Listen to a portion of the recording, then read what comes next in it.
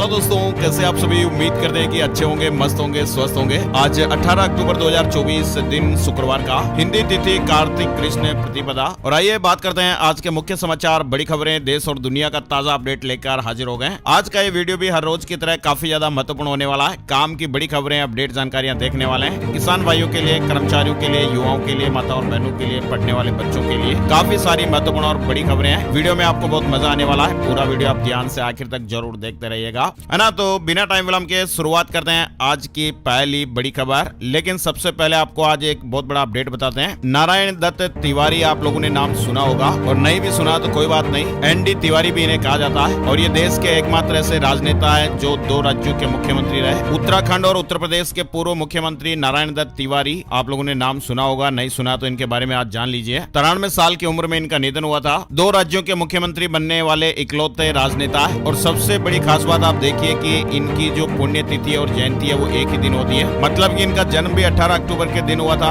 18 अक्टूबर 1925 को, और इनकी मृत्यु भी 18 अक्टूबर 2018 को हुई थी। 93 साल की उनकी उम्र थी। ये एक भारतीय राजनीतिज्ञ थे जिन्होंने उत्तर प्रदेश और उत्तराखंड के मुख्यमंत्री के रूप में कार्य किया। प्रतियोगी परीक्षाओं में भी सवाल बन सकता है। जानकारी बहुत महत्वपूर्ण है, इसलिए आप लोगों के साथ शेयर कर रहे हैं। आज 18 अक्टूबर का दिन है और आज इनकी पुण्यतिथि और जन्म जयंती। जन्म भी 18 अक्टूबर को और मृत्यु भी 18 अक्टूबर को। ये संयोग आप देखिए। ये वो राजनेता है जिन्हें भारतीय सियासत का अजात शत्रु भी कहा गया। और इन्होंने पीएम की कुर्सी के अलावा वो सब कुछ हासिल किया था जो एक राजनेता का ख्वाब होता है। और उनकी जिंदा दिली के चर्चे आज भी मशहूर हैं। हालांकि एनडी तिवारी को प्रधानमंत्री न बन पाने का मलाल आजीवन रहा। और भारतीय राजनीति में ऐसे कई नेता हुए हैं जिनकी तुलना अजात शत्रु से की जाती है, और इनमें अटल बिहारी वाजपेयी जी जैसे नेता भी शामिल हैं। एनडी तिवारी का मामला भी कुछ ऐसा ही था। राजनीति में उनका कोई कट्टर दुश्मन नहीं था। राजनीतिक हलकों में उन्हें पंडित जी कहकर संबोधित किया जाता था। इंडियन नेशनल कांग्रेस पार्टी से जुड़े हुए थे। चलिए खबरों की शुरुआत में पहली बड़ी खबर देखिए। प्रधानमंत्री मोदी ने एनडीए के मुख्यमंत्रियों और उप मुख्यमंत्रियों के साथ बैठक की है और कहा कि हम देश को आगे बढ़ाने के लिए प्रतिबद्ध हैं। इस दौरान पीएम मोदी ने कहा कि हमने सुशासन के पहलुओं और लोगों के जीवन को बेहतर बनाने के तरीकों पर व्यापक चर्चा की है। चंडीगढ़ में प्रधानमंत्री मोदी की अध्यक्षता में एनडीए के मुख्यमंत्री और उप मुख्यमंत्रियों की बैठक हुई। इस बैठक में वरिष्ठ केंद्रीय मंत्री राजनाथ सिंह, अमित शाह और भाजपा अध्यक्ष जेपी नड्डा भी शामिल हुए।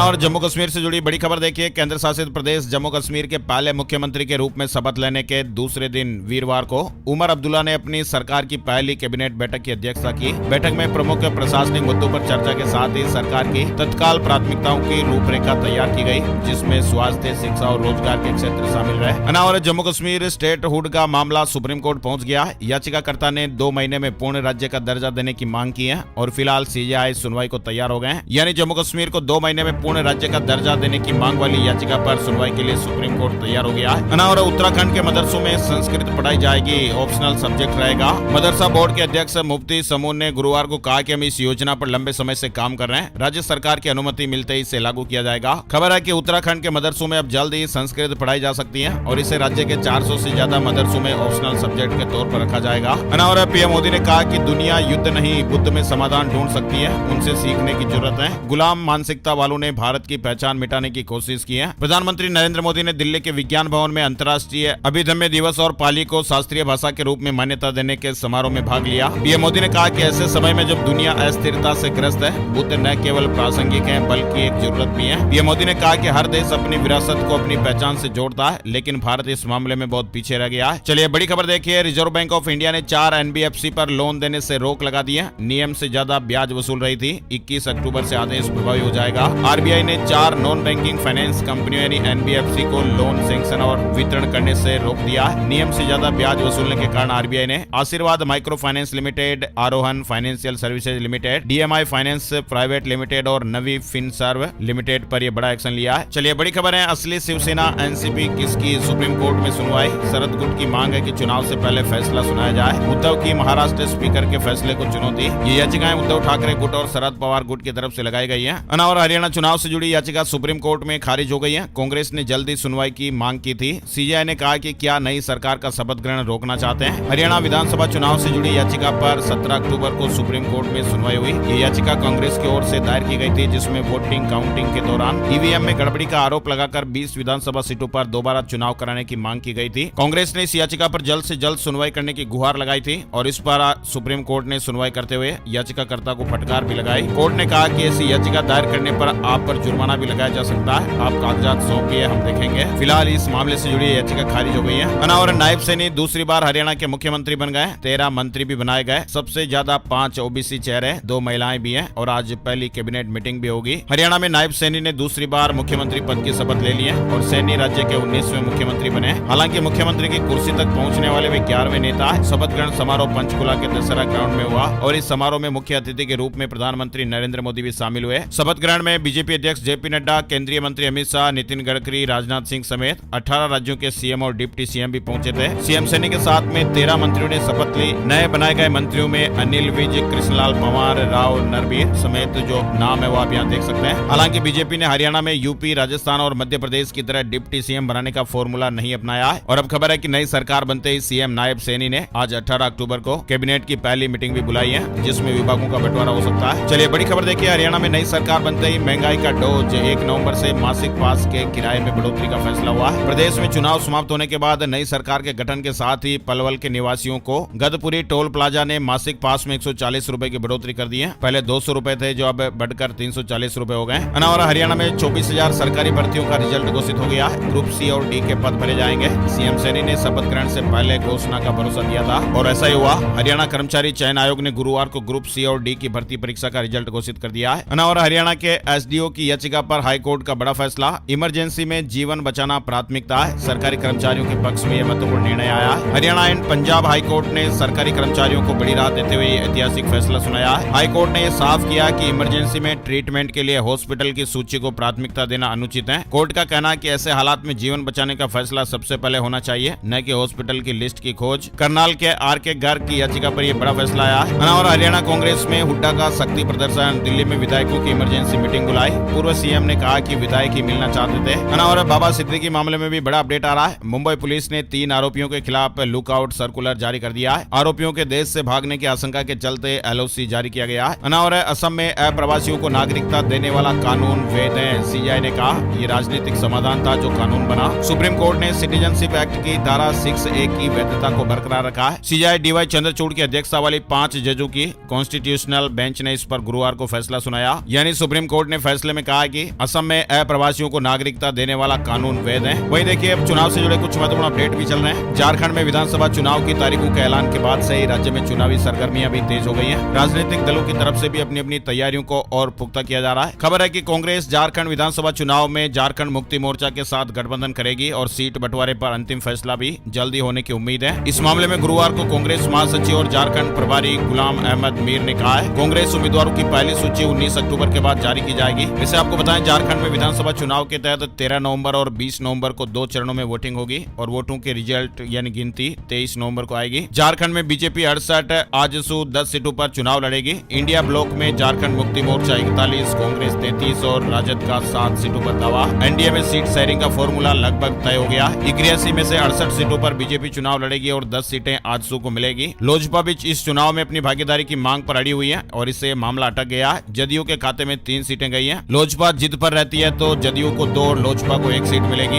ऐसे अपडेट चल रहे हैं। और झारखंड के पहले चरण की 43 सीटों पर आज से नामांकन भी हो रहा है। 13 नवंबर को मतदान होगा। वहीं महाराष्ट्र में 288 में से 200 सीटों पर एमवीए में बात बनी है। एनसीपी प्रमुख शरद पवार ने गुरुवार को कहा कि महाराष्ट्र में एमवीए की पार्टियों के बीच ज्यादातर सीटों को लेकर सहमति बन गई है। महाराष्ट्र में 20 नवंबर को सभी सीटों पर मतदान होंगे। 23 नवंबर को रिजल्ट आएंगे। वहीं महाराष्ट्र में सीट शेयरिंग पर अखिलेश यादव का बड़ा बयान। सपा अध्यक्ष अखिलेश यादव ने कहा कि वो शुक्रवार को महाराष्ट्र जा रहे हैं। उन्होंने कहा कि हमारे 2 विधायक हैं, उम्मीद है कि हमें 2 से ज्यादा सीटें मिलेगी। सपा अध्यक्ष ने कहा कि हमारी कोशिश होगी कि महाराष्ट्र में इंडिया गठबंधन मिलकर चुनाव लड़ेगा। चलिए बड़ी खबर देखिए, मारा गया हमास प्रमुख सिनवार। अमेरिका ने भी पुष्टि कर दी है और कहा कि इजरायल और दुनिया के लिए शुभ दिन है। इजरायली सेना के हमले में गुरुवार को हमास प्रमुख सिनवार मारा गया। इजरायली सेना ने इसकी आधिकारिक पुष्टि भी कर दी है। वहीं इस मामले में अमेरिका के राष्ट्रपति का भी बयान आया। अमेरिकी राष्ट्रपति जो बाइडेन ने ट्वीट में बताया कि हमास नेता सिनवार नहीं रहे और ये इजरायल, संयुक्त राज्य अमेरिका और दुनिया के लिए एक शुभ दिन है। आईडीएफ ने भी इसकी पुष्टि कर दी है। दरअसल इजरायल के विदेश मंत्री ने पुष्टि की है कि हमास के सिनवार, जिन्होंने 7 अक्टूबर को इजरायल पर हमला करवाया था,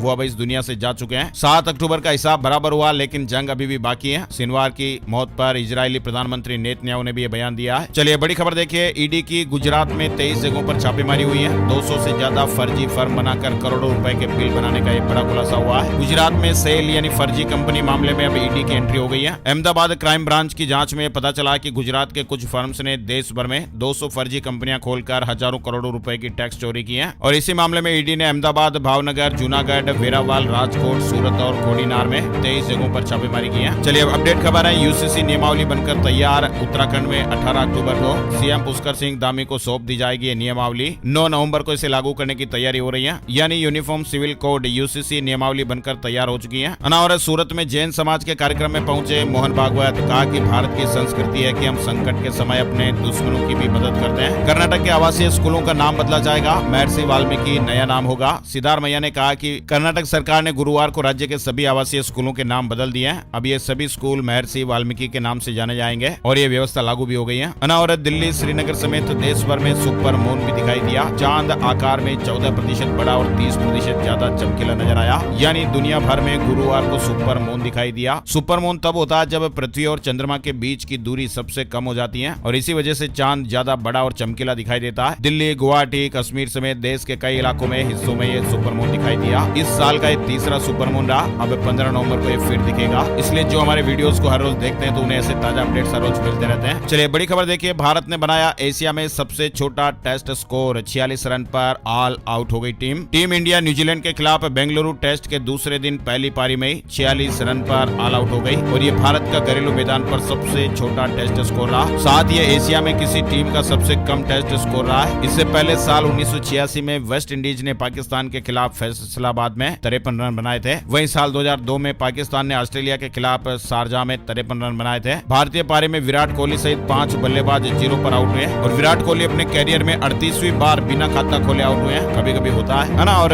रेलवे टिकट की एडवांस बुकिंग से जुड़ा एक बड़ा अपडेट देखिए। रेल यात्रियों के लिए तो ये जरूरी अपडेट है। रेलवे टिकट की एडवांस बुकिंग अब 2 महीने पहले होगी। अभी यात्रा से 4 महीने पहले शुरू होती है बुकिंग, लेकिन अब नए नियम लागू होने वाले हैं। अब केवल 2 महीने पहले ही बुकिंग कर पाएंगे। नए नियम 1 नवंबर से लागू होने वाले हैं। भारतीय रेलवे ने एडवांस टिकट बुकिंग के नियमों में बड़ा बदलाव किया है। यानी पहले टिकट बुकिंग यात्रा से 120 दिन पहले शुरू होती थी, अब इसे घटाकर 60 दिन कर दिया गया है और ये नया फैसला 1 नवंबर 2024 से लागू होगा। रेल मंत्रालय ने बताया कि एडवांस ट्रेन टिकट बुकिंग के नए नियमों का पहले से बुक किए गए टिकटों पर कोई भी असर नहीं पड़ेगा। साथ ही विदेशी पर्यटकों के लिए 365 दिनों की जो डेडलाइन है उसमें कोई बदलाव नहीं हुआ है। चलिए बिहार से जुड़ी एक बड़ी खबर आ रही है। बिहार में जहरीली शराब की वजह से 4 दिन में 36 लोगों की जानें चली गई हैं। सीवान और सारण में 40 की हालत गंभीर बताई जा रही है। 7 लोगों की आंखों की रोशनी चली गई। बिहार के 16 गाँव में जहरीली शराब से अब तक एक महिला समेत 36 लोगों की जानें जा चुकी है। हालांकि प्रशासन ने 24 लोगों की जान जाने की पुष्टि की है। वही देखिए इस मामले को लेकर बिहार में शराब कांड पर सीएम नीतीश कुमार की हाई लेवल समीक्षा। दोषियों के खिलाफ सख्त कार्रवाई के आदेश भी दिए गए हैं। चलिए बड़ी खबर देखिए। यूजीसी नेट का रिजल्ट और मेरिट सूची जारी हो गई है। आधिकारिक वेबसाइट पर उपलब्ध है। यूजीसी नेट रिजल्ट डिक्लेयर हो चुका है। 18 अक्टूबर को परिणाम घोषित कर दिए गए। राजधानी दिल्ली से जुड़े अपडेट की जानकारी लेते हैं। दिल्ली में प्रदूषण डराने लगा है। कई इलाकों में तो 400 के पार पहुंच गया AQI। प्रदूषित हवा में सांस लेने को लोग मजबूर हो रहे हैं। दिल्ली में लोधी रोड, जवाहरलाल नेहरू स्टेडियम, पूसा, सीरी फोर्ट और doctor Karni Singh shooting range सहित कई इलाकों की हवा बेहद खराब हो चुकी है। राजधानी में वायु प्रदूषण हॉटस्पॉट इलाकों से बाहर निकल गया है और प्रदूषण ने अपने पैर अब हरियाली वाले इलाकों में भी पसार दिए। अगर इसी तरह से हवा की स्थितियां बिगड़ती गई तो क्रेप के दूसरे चरण की बंदी से भी लागू हो सकती है। राजधानी में बढ़ते प्रदूषण को लेकर सीएम आतिशी ने बड़ा एक्शन लिया। दिल्ली सरकार की एक आपात बैठक भी बुलाई। दिल्ली में बढ़ते प्रदूषण को लेकर डीपीसीसी की बड़ी पहल निर्माण परियोजनाओं के लिए धूल नियंत्रण पोर्टल भी लॉन्च किया गया है। इस पोर्टल पर राष्ट्रीय राजधानी दिल्ली में सभी निर्माण और विध्वंस परियोजनाओं का रजिस्ट्रेशन करना और नियमित धूल नियंत्रण ऑडिट अपलोड करना पड़ेगा। आपको बता दें राजधानी दिल्ली NCR में प्रदूषण की रोकथाम के लिए फिलहाल ग्रेप का पहला चरण लागू है। वहीं दिल्ली एम्स के ट्रॉमा सेंटर का विस्तार किया जाएगा। हादसा पीड़ितों का इलाज आसान होगा। बेड क्षमता 500 से ज्यादा होगी। चलिए बड़ी खबर देखिए। सुजुकी ने एक बड़ी उपलब्धि हासिल की है। मानेसर प्लांट से बाहर निकली 1 करोड़वीं गाड़ी। वहां निर्माता मारुति सुजुकी की ओर से बड़ी उपलब्धि हासिल हुई है। कंपनी ने अपने मानेसर प्लांट से 1 करोड़वें नंबर की गाड़ी को बनाने का कीर्तिमान बना लिया है। वहीं देखिए घर पर माताएं बहनें रहती हैं और किस तरह से बदमाश लोग ठगी कर लेते हैं। भिक्षा मांगते हैं। साधु के भेष में ये ठगा है। महिला के मुंह पर पाउडर फेंक कर बेहोश कर दिया और लूट कर फरार हो गए। सोनभद्र में भीख मांगने के लिए 4 साधु घूम रहे थे। उत्तर प्रदेश से जुड़ी ये घटना है और उनमें से 2 साधु एक महिला के घर में पहुंचे और उसे पाउडर के जरिए बेहोश कर दिया और महिला के बेहोश होने के बाद उसके सारे गहने वगैरह लूट लिए गए। तो इसलिए सावधान रहिए। ये घटना CCTV में भी कैद हुई है। वही देखिए देश में शत्रु संपत्ति के निस्तारण में संशोधन हुआ। गृह मंत्रालय ने अधिसूचना जारी कर दिशा निर्देश जारी कर दिए। केंद्र सरकार ने ग्रामीण और शहरी क्षेत्रों में शत्रु संपत्ति के निस्तारण के लिए दिशा निर्देशों में संशोधन किया है। और टीबी संक्रमण का पता लगाने के लिए ICMR ने हाथ में पकड़ी जाने वाली एक एक्सरे मशीन विकसित की है और ऐसे में अब घर पर भी मरीजों की टीबी की जांच हो सकेगी।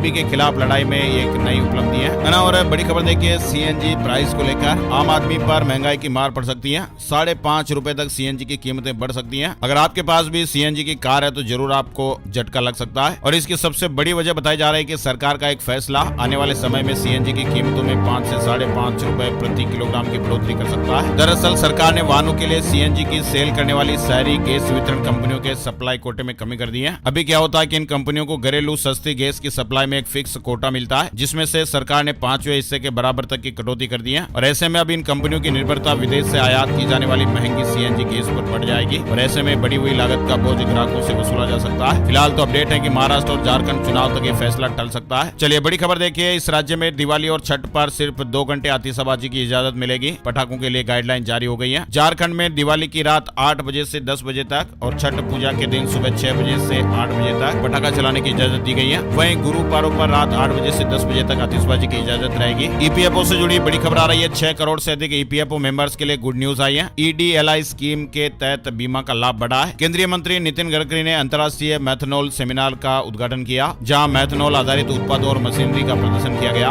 और हरियाणा की एक कंपनी ने दिवाली गिफ्ट में कारें बांटी है। 15 कर्मचारियों को गाड़ियां मिली। फार्मा कंपनी के मालिक बोले अच्छा काम करने को मोटिवेट होंगे। और जुलाई से सितंबर तिमाही में इन्फोसिस को 6,506 करोड़ रुपए का मुनाफा हुआ है। रेवेन्यू सालाना 5% बढ़कर 40,986 करोड़ रुपए। प्रति शेयर कंपनी 21 रुपए डिविडेंड भी देगी। वहीं कमजोर नतीजे के बाद 13% गिरा बजाज ऑटो का शेयर। बीते एक साल में इसने 96% का रिटर्न दिया। कंपनी का मुनाफा 9% बढ़ा है। विप्रो को दूसरी तिमाही में 3,209 करोड़ रुपए का मुनाफा हुआ। सालाना आधार पर 21% बढ़ा है। एक के बदले एक अतिरिक्त शेयर भी कंपनी देगी। और रिलायंस के बाद अब विप्रो ने भी बोनस शेयर का ऐलान किया। वहीं सेबी ने किया लिक्विडिटी विंडो फैसिलिटी शुरू करने का ऐलान। 1 नवंबर से ये सुविधा शुरू हो जाएगी। हुंडई मोटर इंडिया का आईपीओ टोटल 2.37 गुना सब्सक्राइब हुआ है। आईपीओ आखिरी दिन टोटल 2.37 गुना सब्सक्राइब हुआ। वहीं देखिए जुलाई से सितंबर तिमाही में नेस्ले इंडिया को 986.4 करोड़ रुपए का मुनाफा, सालाना आधार पर 8.6% की बढ़ोतरी हुई है और रेवेन्यू 5,104 करोड़ रुपए। वहीं शेयर मार्केट न्यूज अपडेट में आपको बताएं, 17 अक्टूबर को 494 अंक की गिरावट के साथ सेंसेक्स 81,006 के स्तर पर बंद हुआ। निफ्टी भी 221 अंक गिरा और ये 24,749 के स्तर पर बंद हुआ। वहीं बीएसई स्मॉल कैप 814 अंक गिरकर 56,589 के स्तर पर बंद हुआ। चलिए बड़ी खबर देखिए, पंजाब में गुरुवार को किसानों ने 14 जिलों में 25 टोल प्लाजा फ्री करवा दिए हैं। किसान धान की फसल की सही तरीके से खरीद न होने की वजह से नाराज चल रहे हैं। वहीं शुक्रवार को किसान आम आदमी पार्टी और भाजपा नेताओं के घरों के बाहर स्थायी मोर्चे भी लगाएंगे। वहीं चंडीगढ़ में सफाई कर्मचारियों के लिए डीसी रेट की सिफारिश, यूटी की दरों के अनुसार वेतन दिया जाएगा। हड़ताल कर रहे सफाई कर्मियों को जूस पिलाया। और एक ही परिवार को निशाना क्यों बना रहा है सांप, पहले पिता और फिर बेटे की जान चली गई। ये खबर है राजस्थान के करौली जिले से। करौली शहर से 8 किलोमीटर की दूरी पर स्थित माची गांव इन दिनों सांप के आतंक में है। ये गांव सांप के खौफ के साए में जी रहा है। इस गांव में सांप ने एक ही परिवार के 5 लोगों को निशाना बनाया और अभी हाल ही में हुई घटनाओं में एक पिता और उनके 3 साल के बेटे की सांप के डसने से जान चली गई और पूरे गाँव में भय का माहौल बना हुआ है। और गाँव में डरावनी बात सामने आई है कि सांप जो है वो बार बार एक ही परिवार के लोगों को डस रहा है। 3 दिन पहले रात में एक पिता और उनके छोटे बेटे को सोते समय सांप ने काटा, जिससे दोनों की जानें चली गई। और इस घटना के ठीक 2 दिन बाद उसी परिवार के 3 अन्य सदस्यों और उनके पड़ोस में रहने वाली एक महिला को भी सांप ने काट लिया। हालांकि समय पर अस्पताल पहुंच गए थे और इन 4 लोगों की जानें बच गई। चलिए बड़ी खबर है, छत्तीसगढ़ का डीएमएफ घोटाला, निलंबित आईएएस रानू साहू गिरफ्तार। माया वॉरियर के बाद ईडी की दूसरी बड़ी कार्रवाई हुई है। ट्रांसफर से जुड़ी बड़ी खबर आ रही है, उत्तर प्रदेश से जुड़ी हुई है। राष्ट्रीय स्वास्थ्य मिशन उत्तर प्रदेश के कर्मचारी पारस्परिक स्थानांतरण के लिए 5 नवंबर से लेकर 30 नवंबर तक ऑनलाइन आवेदन कर सकेंगे। एक जिले से दूसरे जिले के लिए कर्मचारी आपसी सहमति के आधार पर आवेदन फॉर्म भरेंगे। और पंजाब से जुड़ी खबर है, स्वास्थ्य क्षेत्र में पंजाब सरकार की बड़ी पहल, 30 नए आम आदमी क्लिनिक जनता को समर्पित किए गए। शिक्षा मंत्रालय के युवा संगम फेज 5 कार्यक्रम के लिए जल्दी अप्लाई कर लें। 21 अक्टूबर इसकी लास्ट डेट है। शिक्षा मंत्रालय की ओर से एक भारत श्रेष्ठ भारत के तहत युवा संगम के 5वें चरण के लिए रजिस्ट्रेशन की लास्ट डेट 21 अक्टूबर है। 18 से 30 वर्ष के युवा जो इस अनूठी पहल में शामिल होना चाहते हैं, वेबसाइट पर जाकर रजिस्ट्रेशन कर लें। बिहार से जुड़ी खबर है, 23,801 शिक्षकों की नौकरी पर खतरा, किसी भी वक्त कार्रवाई हो सकती है। दरअसल बिहार में 1,87,818 नियोजित शिक्षकों में से 96 के तो सर्टिफिकेट फर्जी पाए गए और 23,801 शिक्षकों के प्रमाण पत्र संदिग्ध हैं। शिक्षा विभाग ने अब जांच के आदेश दिए हैं। दोषी शिक्षकों पर कार्रवाई होगी। मुंबई मेट्रो में यात्रा करने वालों के लिए खास सुविधा, व्हाट्सएप पर केवल हाई लिखकर बुक कर सकते हैं टिकट। मुंबई में मेट्रो का संचालन शुरू हो चुका और लोगों ने उसमें परिवहन भी शुरू कर दिया और इसके लिए एक समर्पित व्हाट्सएप नंबर है जो स्क्रीन पर आप देख सकते हैं। टिकट बुक करने की आपको इस नंबर पर सुविधा मिलेगी।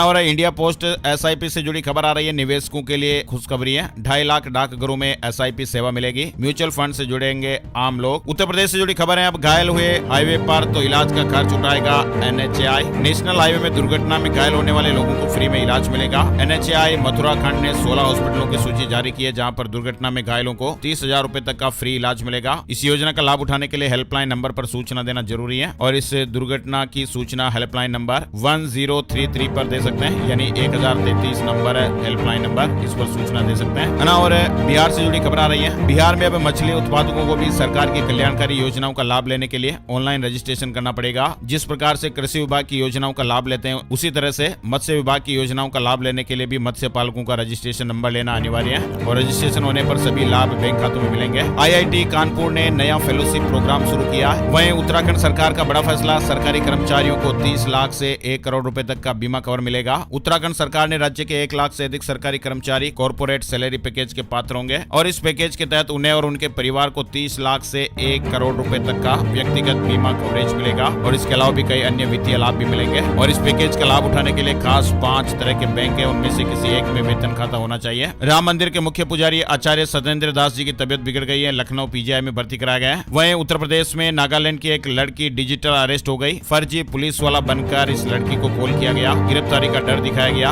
ऑनलाइन जमानत के चक्कर में लड़की से बड़ी ठगी हो गई, 38,000 रुपए ठग लिए गए, और उसके बाद फिर 1 लाख रुपए की और डिमांड होने लगी। अब ऐसे में छात्रा ने पुलिस में शिकायत दर्ज कराई है। तो माताओं और बहनों से भी ये निवेदन है कि फोन पर कोई भी अननोन कॉल वगैरह आता है, व्हाट्सएप कॉल आता है, तो उसे बिल्कुल भी ना उठाएं, वरना बहुत बड़ी ठगी के आप शिकार हो सकते हैं। हर रोज 1-2 4 खबरें ऐसी लगातार आती है, जो अपडेट्स हम आपको बताते हैं ना। और विश्व भर में मशहूर दार्जिलिंग का चाय उद्योग समस्याओं से जूझ रहा है। वित्तीय संकट के कारण एक एक करके यहाँ के चाय बागान बंद होते जा रहे हैं, और ये संकट अब लगातार गहराता भी जा रहा है। अहमदाबाद से जुड़ी खबर है, अनुपम खेर की तस्वीर वाले नकली नोट थमा, सोना व्यापारी के साथ ठगी के मामले में एक्शन हुआ है। 3 लोगों को गिरफ्तार किया गया है। 1 करोड़ 37 लाख रुपए का सोना भी बरामद किया गया है। इग्नू ने जुलाई सेशन के लिए आवेदन की तारीख बढ़ा दी है। ओपन डिस्टेंस लर्निंग और ऑनलाइन मोड में कोर्स करने वाले 31 अक्टूबर तक आवेदन कर सकते हैं। पंजाब एंड सिंध बैंक में अप्रेंटिसशिप पदों पर आवेदन शुरू हो गए। किसी भी स्ट्रीम से स्नातक उत्तीर्ण अभ्यर्थी आवेदन कर सकते हैं। दिल्ली NCR समेत उत्तर भारत में ठंड बढ़ी है, दक्षिण में बारिश का अलर्ट है। और राजस्थान के बीकानेर में डेंगू का कहर बढ़ा है। 17 नए रोगियों के साथ आंकड़ा 541 तक पहुंच गया।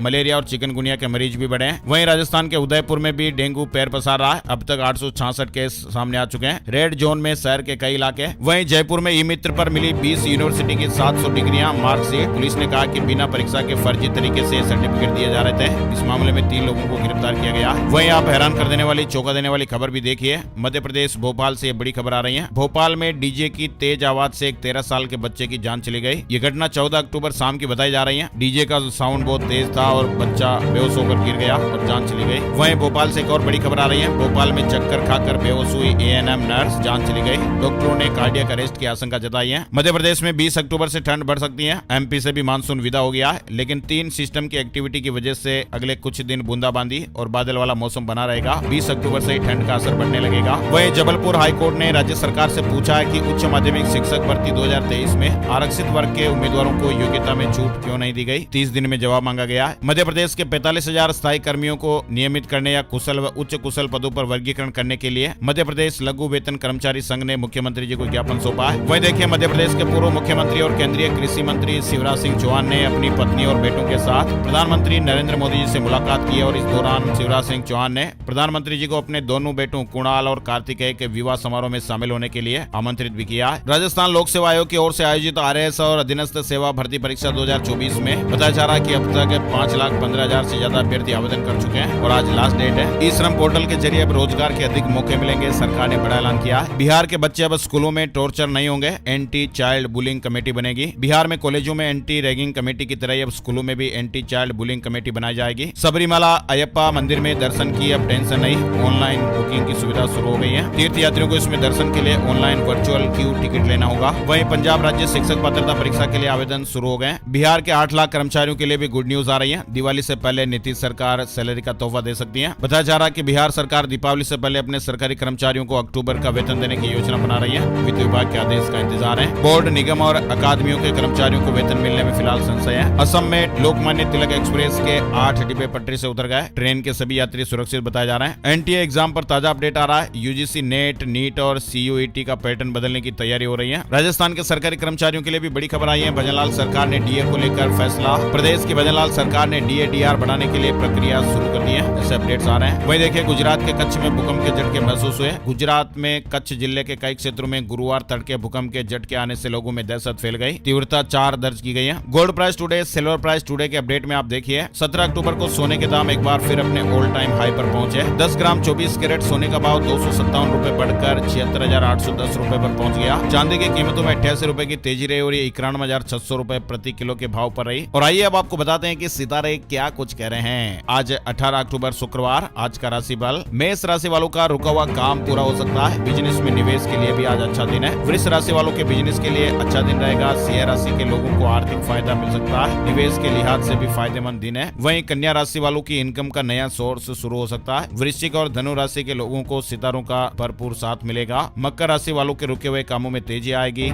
इस राशि के नौकरी पेशा लोगों को कोई पद भी मिल सकता है। मीन राशि के लोगों को नौकरी में महत्वपूर्ण अधिकार और उपलब्धियां भी मिल सकती हैं। काम भी बढ़ेगा। इनके अलावा बाकी राशियों के लिए आज का दिन सामान्य दिन रहेगा, है ना। तो ये थे दोस्तों आज के मुख्य समाचार, बड़ी खबरें, हेडलाइंस और सुर्खियां, अपडेट। वीडियो कैसा लगा कमेंट करके जरूर बताइएगा। और इस वीडियो में क्या सुधार होने चाहिए, हमारी क्या कमियां हैं, वो भी हमें जरूर बताइएगा। और एक प्यार भरा सा निवेदन है, हर बार की तरह इस वीडियो को भी आप फेसबुक और व्हाट्सएप पर ज्यादा से ज्यादा अपने यार दोस्तों के साथ, मिलने वालों के साथ शेयर कर दीजिएगा। फेसबुक और व्हाट्सएप पर आपका शेयर हमें बहुत ज्यादा मोटिवेशन देता है, तो प्लीज आप ऐसा जरूर कीजिए, है ना। और एक और नई जानकारी और नए वीडियो में फिर मिलते हैं। तब तक के लिए जय श्री राम, जय हनुमान।